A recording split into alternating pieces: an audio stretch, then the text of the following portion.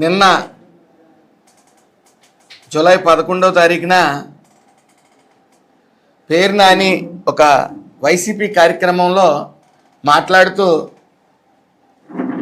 లోకేష్ గాడు అని సంబోధించడం జరిగింది.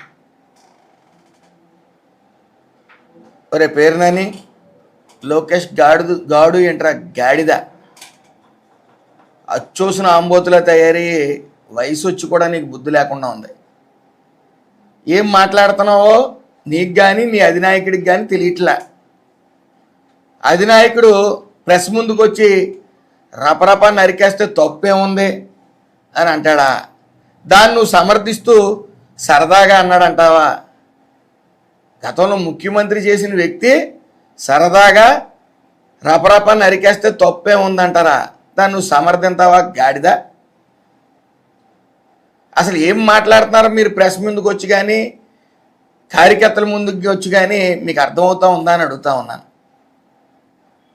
ఫ్యాక్షనిజంలో నీకు 25 ఏళ్ళ అనుభవం ఉందా? కింద కార్యకర్త ఏదో మాట్లాడుతాను నీకేం అనుభవం ఉందా? నాకు 25 ఏళ్ళ అనుభవం ఉందంటావా? రాత్రి కన్ను కొడితే నరికేయాలా, పొద్దున పలకరింపులకి వెళ్ళాలా? ఏం మాట్లాడుతున్నావా నువ్వు? అసలు నీకు వయసు వచ్చింది, బుద్ధి ఉందా అని అడుగుతా ఉన్నాను. నువ్వు అవినీతి చేసింది నీకు కొన్ని పట్లు తెలుసు. నీ ఇంట్లో ఆడవాళ్ళ చేత అవినీతి చేయించి నీ శ్రీమతి చేత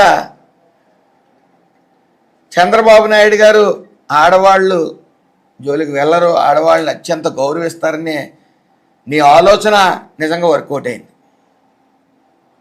అలాగే గత ఎలక్షన్లో నువ్వు పోటీ చేస్తే 1,00,000 పైచీలకి మెజార్టీతో ఓడిపోతావని తెలిసి మరి జగన్మోహన్ రెడ్డి నీ కొడుక్కి ఇచ్చాడు సీటు. మరి 50,000 దాటి ఓడిపోయావు. ఈరోజు నువ్వు మాట్లాడి మాటలకి ఈ కుక్కల గురించి నువ్వు ఏమైనా పిహెచ్డీ చేసావేమో నాకు అది తెలియదు, కానీ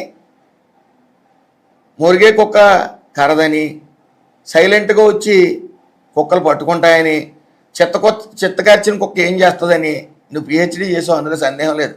ఆల్మోస్ట్ ఆల్ నువ్వు ర్యాబిస్ వచ్చిన కుక్క లాంటి వాడు కాబట్టి వాటి గురించి ఎంక్వైరీ చేయడంలో తప్పు లేదు, వాటి గురించి పిహెచ్డీ చేయడంలో తప్పు లేదు. ఏం మాట్లాడుతున్నాం మనం ప్రజల మధ్యకి వచ్చి అనేది కొద్ది జ్ఞానంతో ప్రవర్తించాలి.